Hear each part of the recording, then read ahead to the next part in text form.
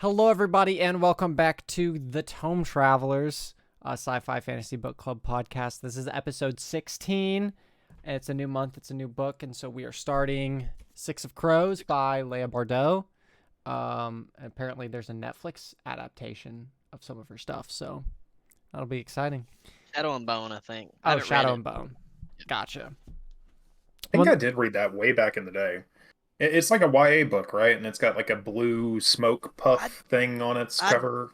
Or is that like Smoke and Bone? Sure. I need to watch the Netflix show. Yeah, it was big for a little bit, but I'm a fake fantasy fan. I haven't even seen it. Oh, I watched like 3 or 4 episodes of the TV show a couple weeks ago. I've heard this is way better than Shadow and Bone, though. Oh. Well, Shadow and Bone, I think, is supposed to be YA or something, so. Yeah. But before we jump into our episode, we have a couple of announcements. As always, we have our Discord, which is in the description of the YouTube video, which you can join, where you can interact with us and have questions, things like that, whatever you want in the Discord. My mind is blanking right now. In fantasy questions, talk to us there about you go. books. Yeah, talk to each other about the books that we're reading. Talk to each other about books. Basically, build a community. And we were talking last episode about how maybe like every now and then we'll do like y'all vote on a book and we read it for that month. Yeah. That'd so be pretty cool. Discord's in the description for that. And then also we have our fantasy question before we get into our chapter 1 spoilers for Six of Crows, because we haven't read past chapter 1. So read chapter 1, listen along with us. But before we get into that fantasy question, Whitson, hit us with it. So if you could snap your fingers and make everyone just aware of a book, like download the whole book into their consciousness, what book would that be? Like for the whole planet, snap your fingers, everyone's read this book and knows how incredible it is and has heard the gospel that you're preaching. Dude. Stay with me. Common Sense for Dummies. Okay. I mean, fair, I guess. Yep. Fair enough. Mine's kind of in the same vein. Mine is this is gonna sound so fucking pretentious, but it's Omnivore's Dilemma by Michael Pollan. It's largely about like the dangers of monocrops. It's not fantasy and it's not entertaining. It's mostly terrifying, but like I just think everyone should know about that shit. No, that's fair. Dang, like I came up with like a fantasy answer, so now I'm like thinking like, oh man, there's actual like real life books too. Like, okay, I'll do a fun one. No, my deal. Well, one sec. My deal with fantasy is like the joy of it is the reading of it and like enjoying it. So like for sure, if I want to download a book in someone's mind just so they know it happens, like it's gonna be something that that everyone in the world needs. You know what I mean? Yeah, true. Common sense. Well, okay, just assume. Lacking, so. Let's assume that first of all, this has to be for fun, and then B, that they get the experience of having read the book. Like after your finger snap, it's like they remember reading the book. Okay. So we'll start from there, dude. I'll redo mine. Mine will be I think it's got to be The First Law, because I've been trying to get people to read it for like a couple years now. I mean, literally every person who even mentions a book or like a movie based on a book or anything in that realm, I'm like, but have you read Joe Abercrombie though? So I think that would be. That's fair. Honestly, the one that like jumps in my head is honestly Tress, just because I feel like it's such a fun book, and I feel like it's a book that everyone could like. Yeah, I recommend it. To me, it's like. Go ahead. To me, it's like it's almost like a not really a bedtime story, but it's like a fairy tale story.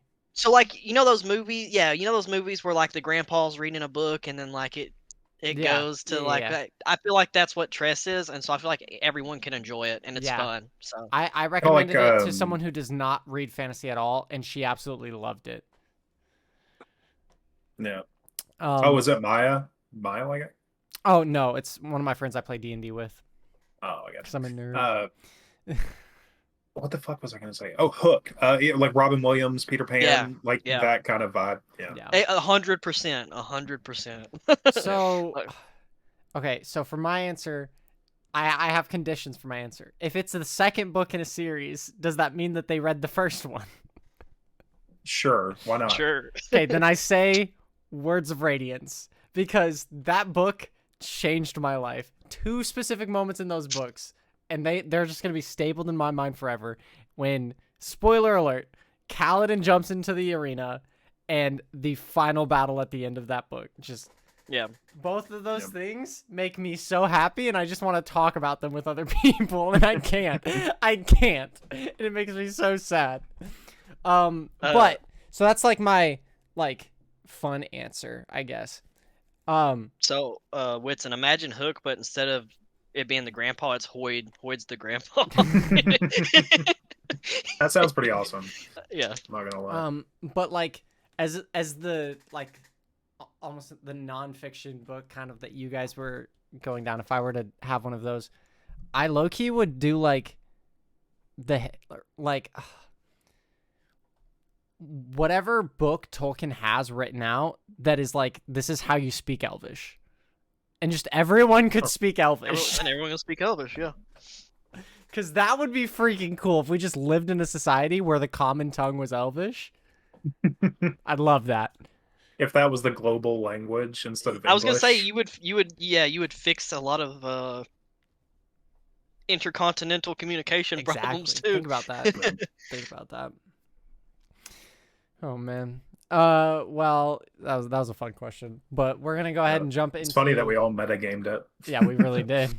We're gonna go ahead and jump into episode 16, where we talk about the Six of Crows. So let's get into it.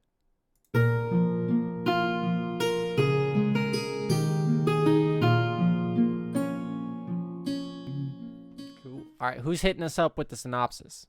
I'll do it since it's my pick. All right, so we read chapter 1 of Six Crows, and chapter 1 seemed more like a prologue to me. We see the world through the eyes of a character named Joist, and he seems to be some sort of guard for this mercher named Councilman Hoyd. No, not Hoyd. Hode. He seems to be guarding these people. They're called Grisha indentures, and they seem almost like slaves with powers to me. But one of them's named Anya, and she seems to be some sort of healer. And at the end of the chapter, we see her getting experimented on by Hode, and it backfired tremendously. Yeah. Yep, that's where we're at. Can I say so? It's really funny reading Robert Jordan because his books were like so formative for a lot of people in like modern fantasy, and you see the influences everywhere. Like you see, like reading through this stuff, I see a reference or something that feels like a reference to something that happened 12 years later. You know what I mean? Like I'm reading it and I'm like, oh, that's where that came from? Like that was the idea original? Oh, holy shit. That's so cool. Like the ways in Brian Staley's book. Yeah. Basically. So these Grisha indentures are like Damani. And I'm not going to explain that for anybody who doesn't want to be spoiled, but Damani, it's in there. Which is really cool. Really cool. I don't think he's like ripping it off or anything. I think it's like kind of just a nod to it, but yeah. But they seem like they seem like they have powers, but like when he asked if she could heal him, he said no. Or when the little boy asked if she could heal him, she said no. I just make your body do what it was already going to do, but faster. Faster, yeah. It was just like without time and some bandages or something like that. But then we see the other guy, and he can like control air or something almost. Yeah, he like force pushed him with a current of air. Yeah. So I'm wondering like how these people. So like they're slaves, but like they have powers, and so to me, it's like, how did they end up in that situation? Right. Like, how are you a slave when you can? Well, okay, so I don't know. We don't know enough about this world, and I don't want to spoil the Wheel of Time. But I think no, I'm not going to do that. I have some ideas, some guesses, if this is like a reference to the Wheel of Time. Yeah. Well, I mean, you can say your guesses. It's not the same book, so.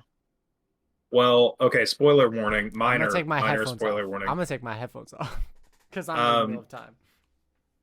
I mean, it really is not a significant spoiler. There are Aes Sedai, the witches, the Yep. magical people, and some of them get caught with these silver collars that make non-magical people aware of when they're channeling and able to like inflict pain on them. Like a So shock that's collar. like a shock So, collar, yeah. basically. So you think they're like almost got like a slave brand or something like that? That Yeah, there's some kind of, or kind of like an oath stone. Oh, he's good. He can come back. That's gonna be funny. yeah. Yeah, like a Shin Oathstone, something kind of Yeah, like it's that, maybe like where wild. they're obligated, or Yeah. That'd be interesting. Um, it says they're really expensive too, though. But so like, I feel like this chapter kind of set up the world because like, so I don't know if y'all read the synopsis about the book, Nope. but it's basically it's supposed to be about a heist. You've got Oh, six okay. people. Yeah, here I'll just kind of read it. Ketterdam, a bustling hub of international trade where anything can be had for the right price. And no one knows that better than criminal prodigy Kaz Brecker. Kaz is offered a chance at a deadly heist that could make him rich beyond his wildest dreams, but he can't pull it off alone. A convict with a thirst for revenge, a sharpshooter who can't walk away from a wager, a runaway with a privileged past, a spy known as the Wraith, a heart render using her magic to survive the slums, and a thief with a gift of unlikely escapes. Six dangerous outcasts, one impossible heist. Kaz's crew is the only thing that might stand between the world and destruction if they don't kill each other first. So it seems like it's gonna be like or it's supposed to be like a heist book with these six characters, but then we see this point of view of Juiced or whatever, Joist, and we see them give Anya this drug that makes her like seems like she becomes evil to me or has some like darker tendencies because she like and makes her power stronger because she like manipulates this Hoyd guy into basically killing himself. Or we assume it doesn't actually spell it out, but we assume she manipulates him into killing himself. But she gains this power of control basically. So I'm assuming their heist has something to do with the drug, maybe. Yeah. Yeah. I Brief. think also like maybe these Grisha, when they take this drug, whatever it is, and it seems like it's not just whatever drug they said it was. It's like some kind of super soldier serum kind of Yeah, experimentation yeah, going on. yeah. Um, but if it is a reference, I think maybe it just like feels good to exercise the control and to have the magic flowing through them. So you think they just get Like they get stronger addicted to it. and that like uh kind of like if you gave someone a lot of money, like they become a different person. Right. Yeah. Yeah. Okay. Like they just feel how much control they have over everything, and then it's like, well, anybody around me is basically just an insect now. Yeah. A god comp. Yeah. So you think they get the power and it changes their personality. Yeah. Yeah. Oh, It just changes all the social paradigms and the power dynamics and Yeah. everything. yeah. And then they're enslaved anyways, so it's like they have plenty to be bitter about Yeah. already. You just hand them a bunch of power. So you don't think there's any like mystical reason for it? You think it's all Well, I think people it are just has to be something magical to affect them magically, but I don't know. I have you no think the idea. change over personality isn't mystical though? Right, yeah, I think that's Yeah. just what would happen if you handed somebody a loaded gun Bunch of who'd just power. Yeah. gotten, yeah. It's like, What oh, Um. we've about been you, Matt? beating the shit out of you and treating you like less than for years. Here's a loaded gun. Like, what do you want to do with it? Yeah. Yeah. Um. Brief side note, because we read the synopsis. The part when it lists out like a convict with a thirst for revenge and all that stuff. This just sounds like a dysfunctional D&D party, and I'm ready for it. I'm Yeah. ready. That's Like kind of we've that's got the kind of what I've got. cleric, we've got the rogue, we've got the fighter, we've got everyone's got Yep. their past. We just had session 0 with what's That her was the name? backstory of what's going on in the world. Yeah, yeah, yeah, Anya. yeah, yeah. Do we think that Anya is the sorceress The that's heart there, the render or whatever. render, the Yeah, heart yeah, yeah. render? No, no, I don't. I No. think Anya. No, I think Anya's probably going to be. I think she's probably going to be end up being the big bad. Like, because I'm Oh, assuming, What? well, Okay. okay. Well, I'm assuming that she gets this power. She kills her master, or I'm assuming she kills her master. She tells him to pick up a knife. Why else would she tell him to pick up a knife? You know what I mean? Yeah. But I'm assuming she has this power where she can not manipulate, but basically control what people do with the sound of her voice. So I'm assuming she takes over and she starts probably like trying to hand this drug out. I think it's gonna be mystical. I think whatever they gave her is gonna like have some dark mystical connotations, and she's gonna want to get that drug out there to everyone else with powers and make an army or something. And so I'm assuming like maybe the heist is like, hey, maybe there's like a good guy and he's like, hey, if y'all can go steal this drug or whatever so we can counteract it. I don't know. Okay. I'm just throwing stuff out. See, like my mind went the opposite way because it said a heartrender using her magic to survive the slums. So my thought was like because she shot the window, she's gonna escape out the window, and now she's on the run, so she's just living in the slums. Yeah. And so that's where my head went too. Like I just kind of assumed that maybe it's a red herring, and we're gonna find out later. I don't know. I think it could also just be context, like, hey, here's what's going on in the world. Here's the time period. Here's the conflict. So, one thing I noticed too was they had guns. Yeah. So I'm imagining like a steampunky world. Yeah, which, dude, I've been waiting for some steampunk, so this will be good. Yeah, I like how we got magic right off the bat. Yeah. We got guns right off the bat, so we know it's gonna be like, not everyone's got magic. I like how the people with the magic are the Grisha or whatever. I like how they're basically slaves because it makes it seem like magic's like a steampunk world almost, where magic's like, not necessarily a little less valuable. Yeah, less valuable.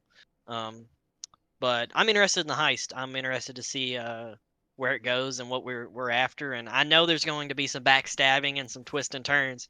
So it talks about how they got to try not to kill each other. So I love a good heist story. I do too. Hear me out. It's both of the things, Dylan. It's she is the big bad, but she's also the player character who the DM's been working with, as that's setting up the villain at the very end of the campaign. It's both.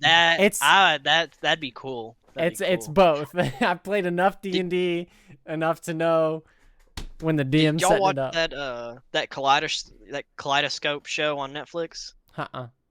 So it's a heist show, but like it's like 8 episodes, and each episode is a different one of the heist members' perspective about what happened that night. And so you can watch them in any order. There's a better way to watch it. Like I looked up a watch order. There's a better way to watch it, but you're supposed to watch all of them in order except like white. It's there by color, and white you're supposed to watch last. But the other 7 episodes you can watch in any order. But I think that would be cool. That'd be cool if this is kind of how this book goes. Like it sets it up, and then like on the day of the heist, it's like we get like basic overview, and then each chapter is each person's perspective about what happened, and we see who betrayed who. And that'd be cool, dude. Cool. That could be. If that's how this book is being set up, I'm ready for it because that sounds awesome. Yeah. So there's 6 parts, and each chapter is like a different person. Okay. So. And it switches in between them and stuff. So I'm interested in it. It's got really good reviews. I've heard really good things about it. That's why I picked it. So yeah. The narration's been pretty good so far. Yeah. Which something that can like make or break an audiobook. Yeah. For me. Well, I'm a big fan of dialogue, and I like the fact that there is lots of, at least in the first chapter alone, it was a lot of dialogue. It wasn't a lot of, and she looked out upon the green grass trees where the meadows, and like, yeah, that's good sometimes, but I like it when it's dialogue is very like, it drives things, you know what I'm saying? Yeah. And so I think it did a really good job of communicating. Like I'm excited for the character development because it did a really good job of making Jost like kind of pathetic without saying he was kind of pathetic. It just dude, like at the very beginning, it was like, why is her eye? Why do they have to be brown? Like I can't say. Like, your eyes are like. Yeah, he couldn't come up with anything. Yeah. Dude, I literally read that. I was like, oh man, me and Juiced are gonna get along. But like, I don't feel like he's gonna be a big character either. Oh, not at all. And so it's honestly, like, if we ever see him again, I'll be surprised. Yeah, me too. But so like, I like how they made like he gave him the character development, so we would like him, and then never use him again. It makes me. It makes me. Know, but yeah. Yeah. It makes me interested to see how he does the characters that we're actually supposed to. Yeah. Like and see if anything bad happens to him, and yeah. Yeah. Or she. Sorry. I was fixing to say, I don't know if Leigh is kind of an androgynous name. It's a she. It's a she. Okay. Yeah. I'm excited for it. This is definitely gonna be a good book, I think. So yeah. Where are we reading to for? So our next episode? There's 6 parts. Okay. We're gonna read parts 1 through 3. It's a little over half, but not much. I'm sitting at on my audiobook, I'm sitting at 12 hours, 12 minutes, and at the beginning of part 4, it's at 5 hours and 35 minutes or something like that. Okay. So cool. it's a little over half, but not much, 30 minutes, so not much. Cool. So just read through part 3. Stop at part 4. Stop at part 4. Cool. And do y'all have any predictions or? I don't. I mean, I like what we've kind of come up with here. We're low-key, if she is the big bad and she's also the heart render with the party, I'm gonna be down. That'd be fun. I would that's gotta be in every heist thing, is someone in there someone's in on it. Yeah. Someone's in on it. Yeah. Yeah. I like the Rita Repulsa pitch that you gave us, where she's just make my minions grow, giving out the super soldier serum to all the witches in town. Yeah. Well, it's I'm assuming they're all being enslaved, and so you said, if this does make it to where she's finally got power to change that, she's gonna want to change it for everybody, and she's gonna get to give everybody that power, and so it's I could see that, even if it's not mystical, I could see that being a thing. But I really think there's gonna be some mystical type stuff about it. Yeah. But it could be sciencey too. I mean, like we said, we think it's steampunk. So. Yeah. Which I think that this might be the most far forward in technological advancement. I think so too.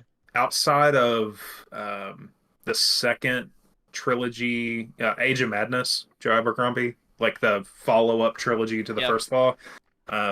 I think this is kind of in that same time period, which I never really read fantasy with trains or cars or guns or whatever before. And it's really interesting. It's cool to see how authors integrate that kind of stuff into their worlds. See, I want to read so Sanderson's got I think it's the Lost Metal or something. Second Mistborn trilogy, Yeah, Mistborn Era 2. It's a quad out. There's 4, so. Era 2 and I think Era 3 are both modern. I think Era 3's in space. Yeah, Era 3 I think is supposed to be space. Is? Yeah. Okay. Yes. Well, he's about to come out with that, right? Well, he's doing Stormlight 5, then Era 3. Oh, okay. Yeah, I need to catch up on those, but I'm interested in it. I love a good heist. Yep. Love a good heist. Yeah. Stoked. Ready for some Oceans vibe. Oh yeah, it'll be good. Well, if you guys liked the podcast, we ask that you comment, share, send it on your preferred platform. I messed all those up, but you know what it is. I've been talking a lot today. But yeah, we hope you guys enjoy. We have our Discord. Join it. You can talk to us, interact with us. We really want to grow a thriving community there. So go ahead and join it. And comment any fantasy questions so we don't have to make them up ourselves because they're hard. And with that, we will see you all in the next one.